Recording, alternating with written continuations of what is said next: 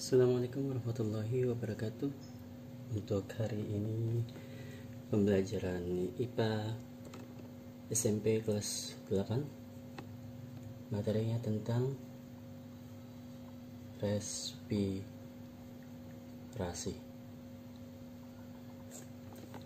Apa itu respirasi? Respirasi dalam bahasa Indonesia artinya adalah ada pernapasan. Manusia sebagai makhluk hidup mempunyai ciri-ciri yaitu bernafas, di mana manusia itu memerlukan oksigen untuk bernafas dan mengeluarkan karbon dioksida serta H2O. Pernapasan itu artinya adalah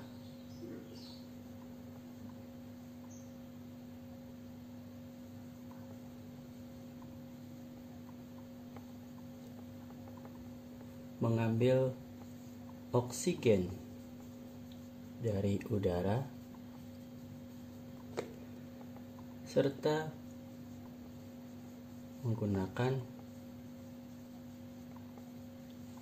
oksigen untuk metabolisme, atau dalam arti lain pernafasan adalah menghirup oksigen serta menggunakan oksigen tersebut untuk melakukan metabolisme. Metabolisme itu apa? Metabolisme adalah pembakaran zat makanan untuk mendapatkan energi. Jadi untuk pernafasan di sini tujuannya adalah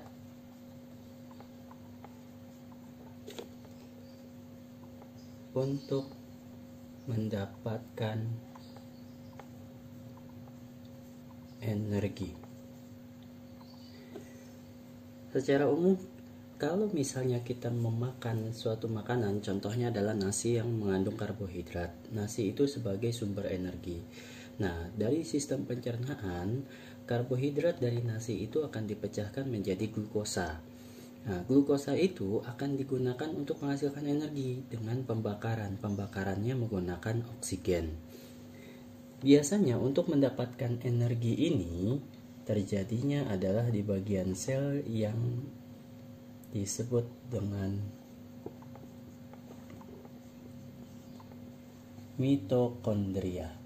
Pembelajaran waktu kelas 7 mitokondria sudah pernah diajarkan. Kira-kira gambarannya adalah organel sel di dalam sel yang bulatnya bentuknya adalah lonjong dengan lipatan-lipatan yang ada di dalamnya. Energi yang digunakan oleh manusia adalah dalam bentuk ATP. ATP, adenosin trifosfat. Nanti akan diajarkan di jenjang pendidikan berikutnya, yaitu di SMA. Jadi pernafasan atau dalam bahasa Latin kita sebut dengan respirasi itu mengambil oksigen dari udara, menggunakan oksigen itu untuk metabolisme. Nah, secara lengkap begini, ketika kita bernafas, kita menghirup udara. Kandungan terbesar di udara adalah nitrogen. Kandungan terbesar kedua adalah oksigen. Kandungan terbesar ketiga adalah argon. Kandungan yang terbesar keempat adalah CO2. Dan kandungan-kandungan lainnya.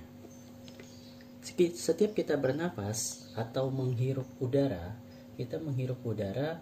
hidung kita itu langsung mengambil seluruh kandungan yang ada di udara. Nitrogen, oksigen, argon, karbon dioksida. Nah, lalu di tahapan berikutnya, yaitu di dalam paru-paru manusia kita hanya memerlukan oksigen. Nah, oksigen ini akan diserap oleh paru-paru. Sedangkan yang lain, nitrogen, argon, karbon dioksida tidak diperlukan dan akan kembali keluar ke udara bebas ketika kita menghembuskan udara. Jadi ketika kita menghirup udara yang masuk adalah semuanya.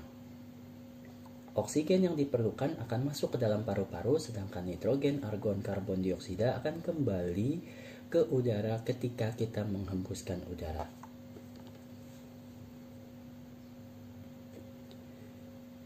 Baik, selanjutnya respirasi terbagi menjadi dua bagian. Yang pertama adalah inspirasi. Yang kedua adalah ekspirasi. Ada yang menyebutnya ini sebagai inhalasi, ini sebagai ekshalasi. Inspirasi, in, bahasa Inggris artinya adalah masuk. Berarti inhalasi itu adalah menghirup udara. Sedangkan ekshalasi dari kata ex itu artinya exit.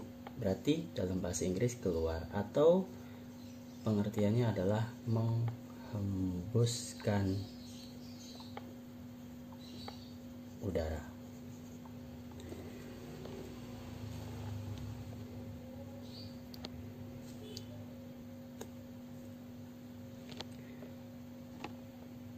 Secara proses, respirasi terbagi menjadi dua bagian yang utama. Yang pertama adalah respirasi atau pernafasan eksternal. Sedangkan yang kedua adalah respirasi internal. Secara pengertian adalah sebagai berikut. Respirasi eksternal artinya pernafasan di luar, sedangkan respirasi internal adalah pernafasan di bagian dalam. Artinya, secara garis besar, manusia menghirup udara masuk ke dalam tubuh manusia, atau kalau tubuh ini alatnya adalah paru-paru. Nah, dari tubuh ini, di dalam tubuh adalah sel dan jaringan. Sel jaringan ini adalah yang memerlukan oksigen. Jadi, respirasi eksternal adalah ketika udara dari luar itu masuk ke dalam tubuh. Ini eksternal, atau artinya hanya bagian dari luar ke dalam tubuh manusia. Ini eksternal. Dari udara luar masuk ke dalam tubuh, atau dalam hal ini paru-paru, lalu udara masuk ke dalam paru-paru, masuk ke dalam pembuluh darah, dan diedarkan ke seluruh tubuh sampai ke tingkat sel dan jaringan. Nah, dari paru-paru sampai ke tingkat sel dan jaringan, ini yang disebut pernafasan internal. Jadi harus dipahami tentang pernafasan eksternal adalah dari udara luar masuk ke dalam tubuh atau masuk ke dalam paru-paru, dalam hal ini adalah bagiannya alveolus. Nah, pernafasan internal adalah penyebaran oksigen atau pembawaan karbon dioksida dari paru-paru ke sel dan ke sel jaringan dan sebaliknya. Hal ini berlaku sebaliknya. Jadi untuk internal juga berlaku dari sel dan jaringan ke paru-paru. Ketika kita sudah menggunakan oksigen, hasilnya adalah CO2. CO2-nya akan dibawa lagi dari jaringan dan sel ke paru-paru, dan dari paru-paru akan dikeluarkan kembali ke udara melalui hidung. Baik, itu adalah pengertian tentang respirasi eksternal dan respirasi internal. Berlanjut ke organ pernafasan. Perlu kalian ketahui bahwa pernapasan menurut Kamus Besar Bahasa Indonesia itu menggunakan huruf P. Jadi ketika kita menuliskan napas itu menggunakan huruf NAPAS. Oke, baik. Selanjutnya organ pernafasan manusia terdiri dari, pertama urutannya adalah hidung. Setelah dari hidung ada yang namanya faring. Ketiga ada laring. keempat ada glotis, kelima adalah trakea, atau dalam hal ini bahasa Indonesianya adalah tenggorokan. Keenam adalah bronkus. Ketujuh, bronkeolus. Kedelapan, alveolus. Dari mulai pertama hidung, faring, laring, glotis.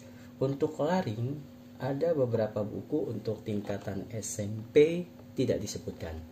Jadi, kalau misalnya urutannya adalah hidung, faring, glotis, trakea, bronkus, bronkeolus, alveolus, tidak ada yang salah.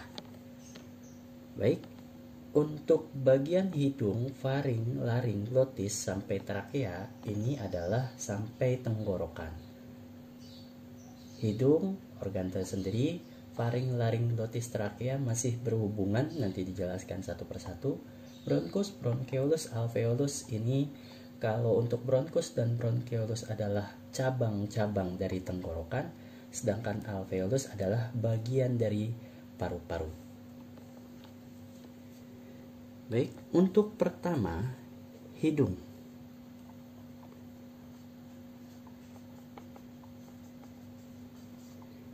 Hidung pada manusia memiliki 3 fungsi utama. Yang pertama adalah penyaringan.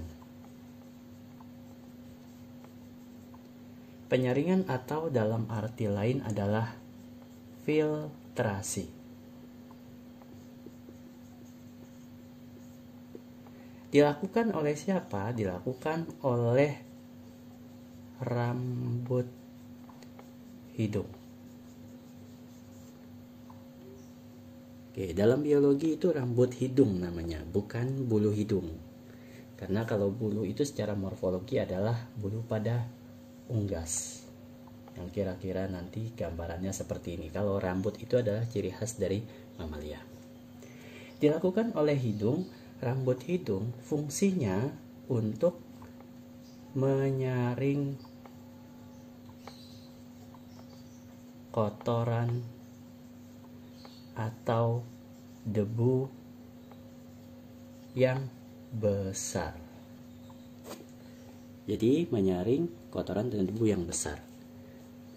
Ini yang pertama, penyaringan yang dilakukan oleh rambut hidung. Fungsi yang kedua untuk rambut hidung adalah pengaturan suhu. Oke, pengaturan suhu dilakukan oleh pembuluh darah di hidung. Dilakukan oleh pembuluh darah. Jadi udara yang kita hirup itu ketika mau masuk ke dalam faring dari hidung, itu suhunya harus sekitar 37 derajat Celcius atau setara dengan suhu badan manusia normal. Lalu bagaimana ketika udara yang masuk ke dalam hidung itu kurang dari 37 atau lebih dari 37 derajat? Ini adalah fungsi dari pembuluh darah. Ketika ada di dalam hidung ada pembuluh darah, ketika suhu di luar misalnya 38 derajat Celcius, sedangkan udara yang mau masuk dari hidung ke faring itu harus 37. Artinya adalah 1 derajat Celcius itu nanti akan diserap oleh pembuluh darah. Ketika udara masuk 38 derajat Celcius, itu akan diambil 1 derajat Celcius sehingga udara yang masuk masih termasuk udara dengan bersuhu normal. Sebaliknya, ketika suhu udara 36 derajat Celcius atau ketika udara dingin. Ketika udara dingin, kita menghirup udara masuk ke dalam hidung. Di dalam hidung 36 derajat Celcius ini akan dihangatkan oleh pembuluh darah dengan memberikan suhu 1 derajat Celcius. Bagaimana ketika suhu di luar sangat tinggi, misalnya 40 derajat Celcius, ketika tengah hari jam 12 kita tidak menggunakan pelindung kepala, udara yang masuk ke dalam hidung 40 derajat Celcius, artinya pembuluh darah harus menyerap sebesar 3 derajat Celcius. Untuk menyerap suhu sebesar 3 derajat Celcius, biasanya akan membutuhkan 3 derajat Celcius. Nah, pembuluh darah di dalam hidung adalah salah satu pembuluh darah yang lapisannya sangat tipis. Ketika ada suhu 40 derajat Celcius, lalu harus diserap sebesar 3 derajat Celcius, kebanyakan pembuluh darah di dalam hidung itu tidak kuat. Dan akhirnya ketika terlalu banyak menyerap menyerap panas, pembuluh darah di hidung ini akan pecah. Nah, ketika pecah ini akan mengeluarkan darah. Itu yang disebut dengan mimisan.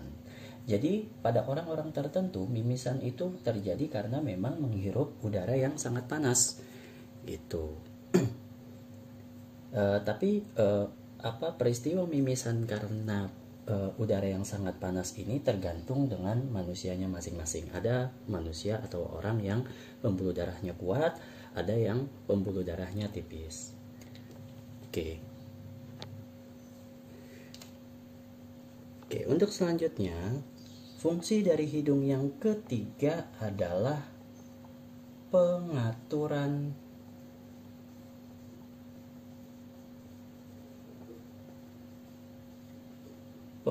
kelembapan. Nah, kelembapan itu apa? Artinya adalah kandungan air dalam udara.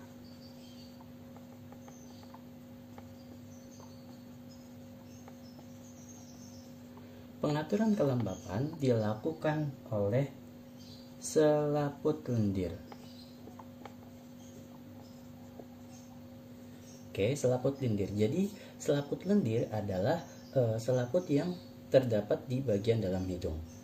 Atau kalau misalnya orang awam menyebutnya dengan selaput ingus. Jadi ketika selaput lendir produksinya berlebihan, terutama ketika kita sedang terkena penyakit influenza. Influenza itu produksi selaput lendirnya akan berlebihan. Nah, itu yang kita sebut dengan ingus.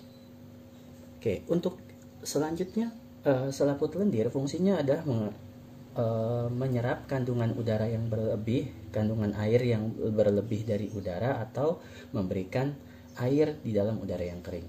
Jadi ketika ada selaput lendir ini kita analogikan sebagai kanebo yang berisi dengan air. Kanebo itu fungsinya bisa untuk menyerap air atau memberikan air. Nah, ketika ada udara yang kering, ini udara kering. Udara kering masuk artinya adalah kelembapannya rendah. Ketika udara kering atau kandungan air di dalam udaranya rendah, ketika mau masuk ke dalam hidung, ini selaput lendir akan memberikan airnya, H2O. Kalau kanebo berarti untuk mengeluarkan air berarti harus diperas. Ketika udara kering, sehingga udara yang masuk ke dalam hidung atau nanti akan berlanjut ke faring itu tidak terlalu kering. Sebaliknya, ketika ada udara basah ini berarti adalah kelembapannya tinggi atau kandungan air di dalam udaranya tinggi. Nah, fungsi selaput lendir ini adalah untuk menyerap kelebihan H2O atau menyerap kandungan air yang ada di dalam udara, sehingga udara yang masuk ke dalam faring tidak terlalu basah. Ini adalah selaput lendir. Untuk pengaturan suhu tadi oleh pembuluh darah, ini terdapat di bagian yang disebut dengan konka. Konka itu adalah bagian di dalam hidung yang terdapat pembuluh darah yang fungsinya untuk mengatur suhu udara tadi.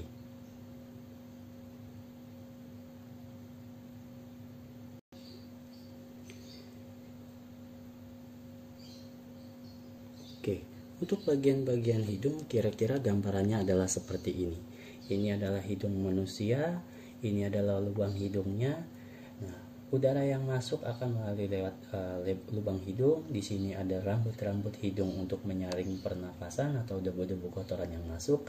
Nah, di bagian sebelah sini itu adalah konka, di bagian hidung bagian sebelah atas. Nah, di sini terjadi pengaturan suhu dan pengaturan kelembapan sehingga udara yang masuk nanti ke paru-paru sudah sesuai dengan pernafasan. Oke, bagian setelah hidung yang kedua adalah faring.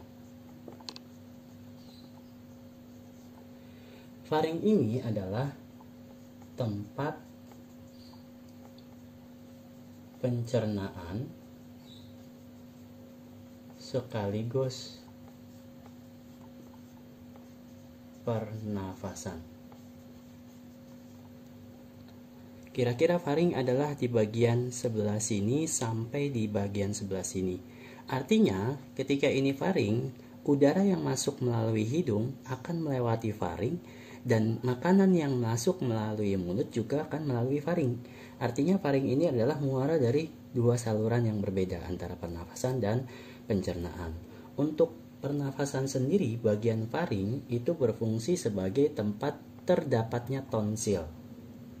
Berarti fungsinya adalah pertama, saluran pernafasan.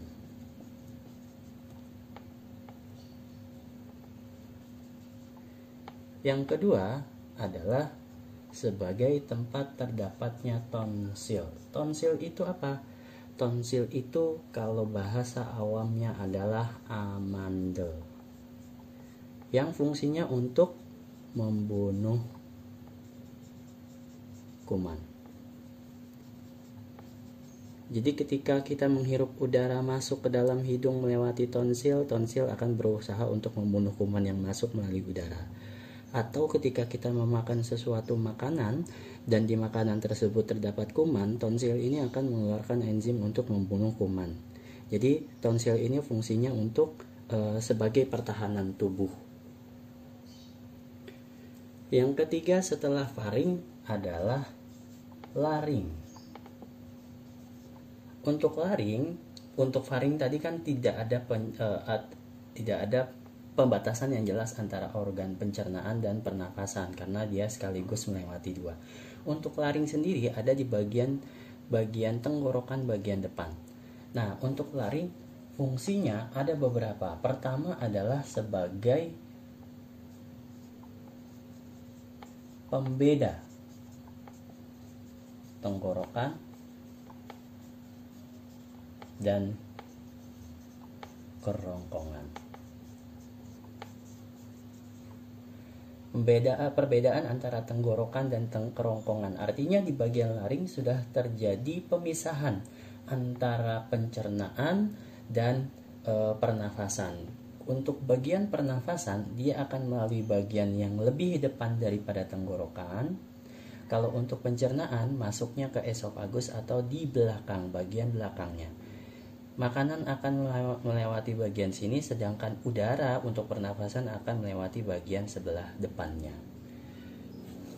Selanjutnya, fungsi yang kedua dari laring adalah terdapatnya pita suara. Pita suara terdapat di bagian laring, di mana ketika udara melewati pita suara akan bergetar sehingga kita bisa menghasilkan suara. Besar, tebal, dan tipisnya pita suara ini yang mengakibatkan suara manusia bisa ada yang besar atau bass, atau pada suara wanita akan lebih melengking. Selanjutnya bagian keempat atau bagian terakhir untuk bagian pernafasan sampai tenggorokan adalah glotis. Kalau laring sudah terdapat pembeda tenggorokan dan kerongkongan, glotis ini adalah perbatasannya. Perbatasan antara tenggorokan dan kerongkongan itu namanya adalah epiglotis. Epiglottis ini adalah klep. Klep untuk membuka dan menutup saluran kerongkongan atau tenggorokan. Kita lihat di bagian sini, epiglottis ini adalah bagian yang menonjol di sebelah sini. Ini adalah epiglottis. Fungsinya adalah menutup salah satu bagian. Ketika kita sedang makan, epiglottis ini akan menutup sebagian ke tenggorokan atau ke trakea. Nanti posisinya dia akan bergerak turun ke bawah sampai kira-kira seperti ini. Dari sini ke sini. Ketika kita mau makan. Fungsinya apa? Untuk mencegah masuknya makanan ke dalam tenggorokan. Makanan itu ketika masuk ke dalam mulut itu harus masuk ke kerongkongan atau ke esofagus. Nah, ketika ada serpihan makanan yang masuk ke dalam sini, misalnya masuk ke dalam kerongkongan, ke dalam tenggorokan, mohon maaf. Ketika ada serpihan makanan yang masuk atau menempel dan akan masuk ke dalam tenggorokan, kita akan bereaksi dengan cara batuk. Batuk itu adalah untuk mengeluarkan serpihan makanan yang masuk ke dalam tenggorokan atau masuk ke dalam trakea supaya kembali lagi masuk ke dalam esofagus. Itulah kalau misalnya kita berbicara sambil makan, epiglottis ini akan bingung untuk menutup saluran yang mana. Ketika kita sedang berbicara, yang ditutup adalah kerongkongannya. Sedangkan ketika kita makan, yang ditutup adalah tenggorokannya. Jadi glottis ini adalah perbatasan.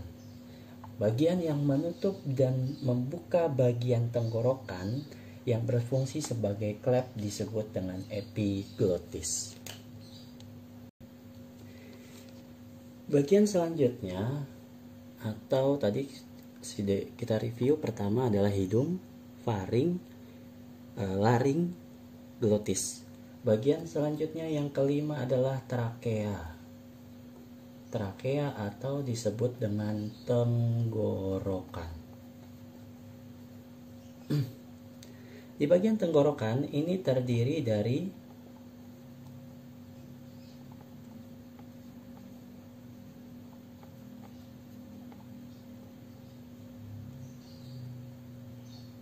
tulang rawan atau yang bersifat lunak berbentuk cincin yang bersusun. Ini adalah bagian dari trakea. Trakea seperti kita lihat di sini, ini laring. Laring itu tadi tempatnya pita suara. Lalu di sini ada bagian seperti cincin-cincin ya, bersusun. Ini adalah bagian trakea. Ini tulang rawan. Artinya kalau tulang rawan adalah masih bersifat lunak atau bersifat elastis. Nah, fungsinya sendiri adalah di dalam trakea itu terdapat epitel atau lapisan epitel bersilia.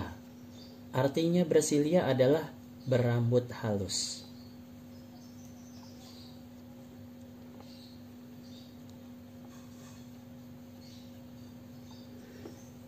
Oke. Bagian di dalam epitel bersilia ini, jadi kalau misalnya kita ini adalah tenggorokan, di belakang tenggorokan itu ada epitel-epitel dan ini memiliki silia. Silia itu rambut-rambut halus di dalam tenggorokan. Jadi kalau misalnya kita perbesar gambarnya ini satu, kita perbesar. Nah, ini adalah lapisan dari bagian luar dari trakea atau tenggorokan. Ini adalah lapisan epitel. Di dalam ini ada satu silianya. Jadi ini adalah epitel bersilia. Nah, silia di dalam sini adalah fungsinya, tadi ada epitel bersilia, fungsinya adalah untuk menyaring debu yang halus. Jadi ketika tadi udara disaring oleh rambut hidung, udara yang kasar atau kotoran-kotoran yang kasar itu akan masuk ke dalam. Nah, ketika sampai di dalam trakea masih ada kotoran, itu akan ditangkap oleh silia atau rambut halus di dalam tenggorokan. Jadi ketika ada debu halus itu akan menempel di bagian silia, akan menempel di bagian rambut-rambut halus. Nah, ketika sudah banyak ini adalah debu, ini adalah silianya. Ketika sudah terlalu banyak debu yang menempel di dalam silia, tubuh kita akan mengeluarkannya dengan cara bersin.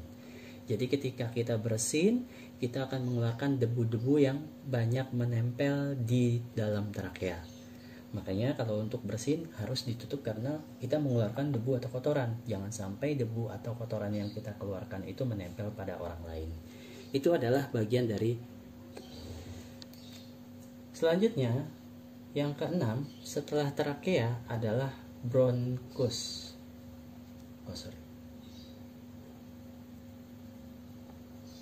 Bronkus itu adalah cabang dari tenggorokan.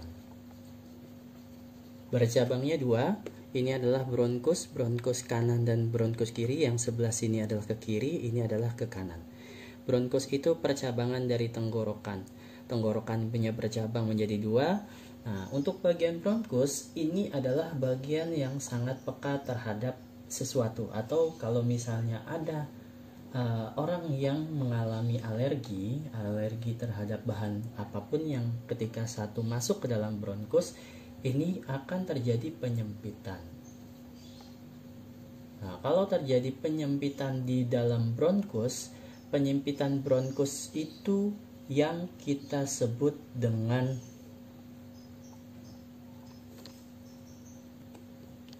sesak napas. Jadi ketika bronkusnya mengalami penyempitan karena sesuatu masuk ke dalam bronkus atau alergi, itu yang kita sebut dengan sesak nafas. Selanjutnya dari bronkus bagian ketujuh adalah bronkeolus. Untuk bronkeolus ini adalah cabang dari bronkus. Tadi ada bronkus kiri, bronkus kanan. Nanti selanjutnya ketika digambarkan lagi, ini ada bronkus kanan, ini adalah bronkus kiri, ini adalah tenggorokan. Bagian dari paru-paru, ini paru-paru kiri, ini adalah ini paru-paru sebelah kanan, ini paru-paru sebelah kiri. Untuk sebelah kanan, bronkeolusnya ada 3, atau cabang dari bronkusnya ada 3, 1, 2, 3. Sedangkan bagian paru-paru kiri, bronkeolusnya hanya ada 2. Kenapa? Karena memang ruang di bagian paru-paru sebelah kanan itu lebih besar daripada paru-paru yang sebelah kiri. Karena paru-paru sebelah kiri ini di bagian tengah-tengahnya terdapat jantung. Jantung itu terdapat di bagian tengah, tapi bagian ujungnya menjorok ke sebelah kiri. Jadi jantung itu lebih banyak mengambil bagian dari paru-paru sebelah kiri. Makanya bronkeolus pada paru-paru kiri jumlahnya hanya 2, sedangkan bronkeolus pada paru-paru kanan jumlahnya ada 3. Lalu bagian terakhir setelah dari bronkeolus, di bagian ujungnya terdapat alveolus. Alveolus ini adalah bagian fungsional dari paru-paru. Fungsinya adalah untuk pertukaran antara oksigen dan CO2. Pertukaran oksigen dan karbon dioksida ini dilakukan secara difusi. Jadi difusi itu adalah pertukaran antara oksigen dan karbon dioksida yang terjadi antara alveolus paru-paru dengan pembuluh darah. Sekali lagi, untuk difusi pada alveolus paru-paru adalah pertukaran antara oksigen dan karbon dioksida yang terjadi antara alveolus paru-paru dengan pembuluh darah. Alveolus itu adalah gelembung-gelembung bulatan-bulatan yang tampak seperti anggur pada ujung-ujung bronkeolus. Jadi di dalam paru-paru manusia itu terdiri dari banyak sekali alveolus atau bulatan-bulatan ini yang berdinding tipis dan fungsinya untuk mengambil udara. Ketika Di dalam satu alveolus ini kita menghirup udara. Di sini ada nitrogen, ada oksigen, ada karbon dioksida, ada argon, oksigen, argon lagi. Nah, di dalam satu alveolus ini nanti yang berfungsi yang diambil oleh pembuluh darah adalah oksigennya, karena yang diperlukan oleh manusia adalah oksigennya. Secara garis besar gambar paru-paru akan ditunjukkan setelah ini.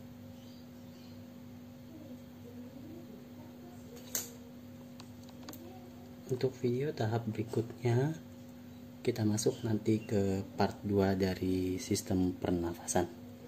Terima kasih. Assalamualaikum warahmatullahi wabarakatuh.